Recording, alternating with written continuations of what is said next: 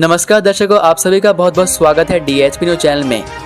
रोजाना हिमाचल प्रदेश के समाचार जानने के लिए चैनल को सब्सक्राइब जरूर कीजिए, साथ ही बेल आइकन को क्लिक कीजिए। चलिए शुरुआत करते हैं और जानते हैं आज के मुख्य समाचार। शिमला में बरसे बादल, प्रदेश से अगले सप्ताह विदा हो सकता है मानसून। हिमाचल प्रदेश से अगले सप्ताह दक्षिण पश्चिम मानसून के विदा होने का पूर्वानुमान है। 1 जून से 19 सितंबर तक प्रदेश में सामान्य से 10% कम बारिश रिकॉर्ड हुई है। इस सप्ताह प्रदेश में मानसून मिला जुला बना रहने की संभावना है। सोमवार को राजधानी शिमला में सुबह के समय धूप खिली, दोपहर बाद शहर में बादल बरसे। शिमला में 13 मिलीमीटर बारिश रिकॉर्ड हुई। प्रदेश के अन्य क्षेत्रों में मौसम साफ रहा। धूप खिलने से ऊना में अधिकतम तापमान 36.2 डिग्री सेल्सियस पहुंच गया है। उधर प्रदेश के मौसम में अब बदलाव आना शुरू हो गया है। सुबह और शाम के समय मौसम में ठंडक बढ़ गई है। केलांग में न्यूनतम तापमान 8.2 और कल्पा में 9.4 डिग्री सेल्सियस रिकॉर्ड हुआ है। मौसम विज्ञान केंद्र शिमला ने मंगलवार को भी प्रदेश के कुछ क्षेत्रों में बारिश होने की संभावना जताई है। जुब्बड़हट्टी एयरपोर्ट में दिल्ली शिमला उड़ान का सफल ट्रायल, इस दिन से शुरू होगी सेवा। हिमाचल प्रदेश की राजधानी शिमला के जुब्बड़हट्टी एयरपोर्ट में सोमवार को दिल्ली शिमला उड़ान का सफल ट्रायल कर लिया है। अब केंद्रीय नगर विमानन महानिदेशालय से उड़ानों की मंजूरी लेने के बाद यह सेवा 26 सितंबर से आरंभ कर दी जाएगी। यात्रियों को पूरे सप्ताह दिल्ली शिमला और शिमला दिल्ली के नियमित हवाई सेवाएं मिलेंगी। वर्ष 2020 के बाद शिमला दिल्ली की हवाई उड़ानें बंद थी और अब इसे दोबारा शुरू किया जा रहा है। 48 सीटर ATR विमान से यात्रियों को हवाई सेवा उपलब्ध करवाई जाएगी। विमान की 50% सीटें 50% उपदान और शेष पूरी दरों पर मिलेंगी। शिमला दिल्ली का बिना उपदान का किराया 5,000 रहेगा, जबकि उपदान वाली सीटों का किराया 2,500 रुपये प्रति सीट रखा है। पहले बुकिंग करने वाले 50% यात्रियों को ही उपदान मिलेगा। हिमाचल में टेट का परिणाम घोषित, TGT नॉन मेडिकल में 90% अभ्यर्थी फेल। हिमाचल प्रदेश स्कूल शिक्षा बोर्ड ने अध्यापक पात्रता परीक्षा का परिणाम घोषित कर दिया है। बोर्ड की ओर से घोषित किए गए परिणाम में TGT नॉन मेडिकल में 90% अभ्यर्थी फेल हो गए हैं। पंजाबी विषय की अध्यापक पात्रता परीक्षा का परिणाम 6.92% रहा है। यह अन्य विषयों की अपेक्षा सबसे कम है। हिमाचल प्रदेश स्कूल शिक्षा बोर्ड के सचिव डॉक्टर मधु चौधरी ने बताया कि बोर्ड ने 8 विषयों की अध्यापक पात्रता परीक्षा जुलाई-अगस्त माह में करवाई थी। इस दौरान 48,345 अभ्यर्थियों को रोल नंबर जारी किए गए थे। परीक्षा में 44,142 अभ्यर्थियों ने अपनी उपस्थिति दर्ज करवाई थी। 11,415 अभ्यर्थियों को सफलता हाथ लगी है। JBT की अध्यापक पात्रता परीक्षा में 7,888 अभ्यर्थी बैठे थे, जिनमें से 3,053 को सफलता हाथ लगी। वहीं आप अन्य विषयों की जानकारी देख सकते हैं। अनुराग ठाकुर ने केंद्रीय जल शक्ति मंत्री से मांगी 5 बाढ़ सुरक्षा परियोजनाएं। केंद्रीय सूचना प्रसारण, खेल व युवा कार्यक्रम मंत्री अनुराग सिंह ठाकुर ने केंद्रीय जल शक्ति मंत्री गजेंद्र सिंह शेखावत से मिलकर हिमाचल के लिए लगभग 2,167 करोड़ रुपए की लागत से 5 बाढ़ सुरक्षा परियोजनाओं की मांग की है।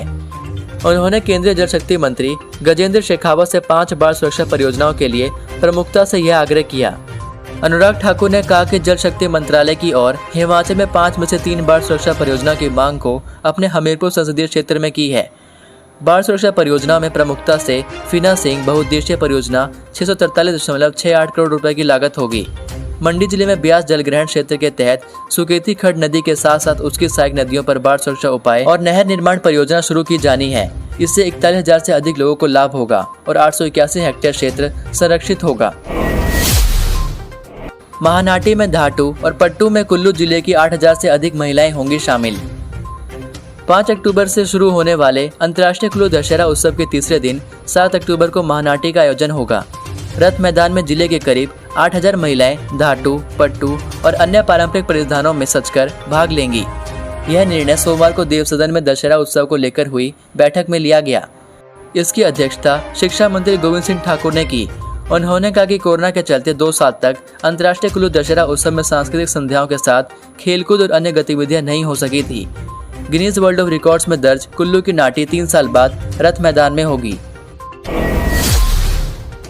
CM जयराम बोले, प्रशासन की गुणवत्ता मापने वाला पहला राज्य बना हिमाचल। मुख्यमंत्री जयराम ठाकुर ने कहा कि प्रशासन की गुणवत्ता मापने वाला हिमाचल पहला राज्य बना है। जिला सुशासन सूचकांक शासन की गुणवत्ता का आंकलन करने में मददगार साबित होगा और इसकी रिपोर्ट के आधार पर जिला प्रशासन और विभिन्न विभाग अपनी कार्यप्रणाली में और सुधार के लिए आवश्यक कदम भी उठा सकेंगे। वह विपाशा सदन में जिला सुशासन सूचकांक 2021 पुरस्कार वितरण समारोह में बोल रहे थे।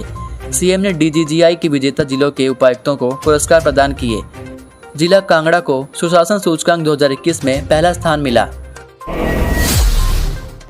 अलका लांबा बोली, कांग्रेस ने धामी धूमल को हराया, अब जयराम की बारी। कांग्रेस की राष्ट्रीय प्रवक्ता अलका लांबा ने कहा कि भाजपा की डबल इंजन सरकार महंगाई और बेरोजगारी के मुद्दों पर औंधे मुंह गिरेगी। हिमाचल की जनता ने विशेषकर मंडी लोकसभा से साफ संदेश दिया है कि भाजपा के विकास के नारे खोखले हैं। कांग्रेस ने उत्तराखंड के मुख्यमंत्री धामी और हिमाचल के पूर्व मुख्यमंत्री प्रेम कुमार धूमल को हराया है, अब जयराम ठाकुर की बारी है। उन्होंने कहा कि यह तो समय बताएगा कि कांग्रेस का तंबू लगेगा या नहीं, लेकिन भाजपा के तंबू को महंगाई और बेरोजगारी उखाड़ फेंकेगी। वह मंडी के निजी होटल में पत्रकार वार्ता में बोल रही थी। आम आदमी पार्टी के 3 पदाधिकारियों ने थामा हिमाचल कांग्रेस का हाथ। आम आदमी पार्टी के 3 पदाधिकारियों ने कांग्रेस पार्टी की सदस्यता ग्रहण कर ली है। सोमवार को धर्मपुर से आपके प्रदेश सचिव और प्रवक्ता सुरेंद्र बंधु, सिराज से संतराम और लाहौल स्पीति से विक्टर धिस्सा ने कांग्रेस के प्रदेश प्रभारी राजीव शुक्ला से नई दिल्ली में मुलाकात कर कांग्रेस में शामिल होने की घोषणा की। कांग्रेस के प्रदेश प्रभारी राजीव शुक्ला ने बताया कि हिमाचल में कांग्रेस लगातार मजबूत हो रही है। हिमाचल कांग्रेस ने पार्टी का राष्ट्रीय अध्यक्ष चुनने के लिए सोनिया गांधी को किया अधिकृत। हिमाचल प्रदेश कांग्रेस ने पार्टी का राष्ट्रीय अध्यक्ष चुनने के लिए वर्तमान अध्यक्ष सोनिया गांधी को अधिकृत कर दिया है। सोमवार को पार्टी के प्रदेश मुख्यालय राजीव भवन शिमला में राज्य कांग्रेस कमेटी ने सिंगल लाइन प्रस्ताव पारित किया। प्रदेश अध्यक्ष प्रतिभा सिंह की ओर से इस बाबत प्रस्ताव रखा गया। चुनाव प्रचार कमेटी के अध्यक्ष सुखविंदर सिंह सुक्खू और नेता विपक्ष मुकेश अग्निहोत्री ने इसका अनुमोदन किया। चुनाव के लिए दिल्ली से नियुक्त एआरओ शमीमा रैना को यह प्रस्ताव सौंपा गया। कांग्रेस के राष्ट्रीय अध्यक्ष का चुनाव 17 अक्टूबर को होना है। रात 2 बजे खत्म हुआ छात्रों का धरना, 6 दिन पढ़ाई बंद। चंडीगढ़ यूनिवर्सिटी में छात्राओं के वीडियो वायरल प्रकरण पर देर रात तक हंगामा चलता रहा। हालांकि हफ्ते भर के लिए यूनिवर्सिटी बंद कर दी गई है। देर रात करीब 1:30-2 बजे प्रदर्शन समाप्त हो गया। छात्रों की मांगें मान ली और डीसी और आईजी की मौजूदगी में सभी मांगों पर सहमति बन गई। सूत्रों के मुताबिक छात्रों ने पुलिस और यूनिवर्सिटी प्रशासन से शनिवार रात हुए मामले की पारदर्शी जांच, शनिवार को लाठीचार्ज की जांच, अस्पताल में भर्ती स्टूडेंट्स को मुआवजा देने, गर्ल्स हॉस्टल का टाइम 8:30 से बढ़ाकर 9:30 बजे तक के करने और हॉस्टल के सभी वार्डन बदलने की मांग रखी थी। इस मामले में अब तक 3 आरोपी गिरफ्तार किए जा चुके हैं। वीडियो बनाने वाली लड़की और उसका बॉयफ्रेंड, लड़के का एक दोस्त भी गिरफ्तार किया गया है। इन सभी से पूछताछ हो रही है। इस मामले से सहमी लड़कियों ने हॉस्टल खाली करने शुरू कर दिए हैं। उनके माता पिता सुबह ही बेटियों को लेने पहुंचे। दोनों पक्षों की ओर से स्टूडेंट्स को सख्त कार्रवाई का आश्वासन दिया गया। रविवार को पूरा दिन यह बात सुर्खियों में रही कि हॉस्टल की कुछ आहत हुई युवतियों ने खुदकुशी का प्रयास किया है। यूनिवर्सिटी प्रबंधन और पुलिस किसी छात्रा द्वारा खुदकुशी करने की बात को निराधार बता रही है। वहीं एक बेहोश युवती को एम्बुलेंस में लेकर जाने की वीडियो इंटरनेट पर वायरल हुई, लेकिन उसके बारे में कहा गया कि छात्रा बेहोश हुई थी। तृतीय और चतुर्थ श्रेणी कर्मियों के लिए बनेंगे सरकारी आवास, सीएम जयराम ने की घोषणा।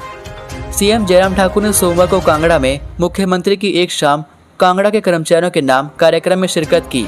इस दौरान लोगों को संबोधित करते हुए सीएम जयराम ठाकुर ने तृतीय और चतुर्थ श्रेणी के कर्मचारियों के लिए सरकारी आवासीय भवनों के निर्माण के लिए 3 करोड़ रुपए का प्रावधान करने की घोषणा भी की।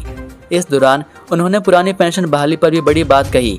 सीएम जयराम ठाकुर ने कहा कि पुरानी पेंशन मामले का हल तलाश किया जा रहा है। उन्होंने कहा कि पुरानी पेंशन का समाधान विपक्ष यानी कांग्रेस कभी नहीं निकाल पाएगी। वह सिर्फ इस मुद्दे पर राजनीति कर रही है। उन्होंने कहा कि देर सवेर इस मामले का हल पीएम मोदी के आशीर्वाद से बीजेपी सरकार ही निकालेगी। सीएम जयराम ठाकुर कांगड़ा के पॉलिटेक्निक कॉलेज में कर्मचारियों के सम्मेलन को संबोधित कर रहे थे। हिमाचल में देह व्यापार का भांडाफोड़, ग्रामीणों ने होटल में पकड़ी आधा दर्जन लड़कियां, चेतावनी देकर छोड़ी। हिमाचल के ऊना जिला में एक होटल में देह व्यापार का भंडाफोड़ हुआ है। होटल से करीब आधा दर्जन लड़कियों को पकड़ा गया है। घटना औद्योगिक क्षेत्र टाहलीवाल में सोमवार को सामने आई है। इस देह व्यापार का भांडाफोड़ क्षेत्र के ग्रामीणों ने किया है। हालांकि मामला पुलिस तक नहीं पहुंचा है। गांव के बुद्धिजीवियों ने होटल में रंगे हाथ पकड़ी लड़कियों को आगे से ऐसा ना करने की हिदायत देकर छोड़ दिया है। मामले के क्षेत्र में खासी चर्चा है। इसी बीच सूचना मिलते ही पुलिस भी मौके पर पहुंची और होटल का निरीक्षण किया, लेकिन पुलिस को मौके से कुछ भी नहीं मिला। ग्रामीणों में चर्चा है कि बड़ी पार्टी के नेता का हाथ होने के चलते होटल में कार्रवाई नहीं हुई। हालांकि सच क्या है ये कोई भी बताने को तैयार नहीं है।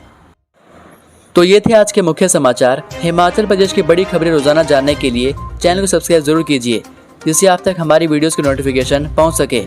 अब मुलाकात होगी आपसे अगली वीडियो में। तब तक के लिए जय हिंद, जय भारत, जय हिमाचल।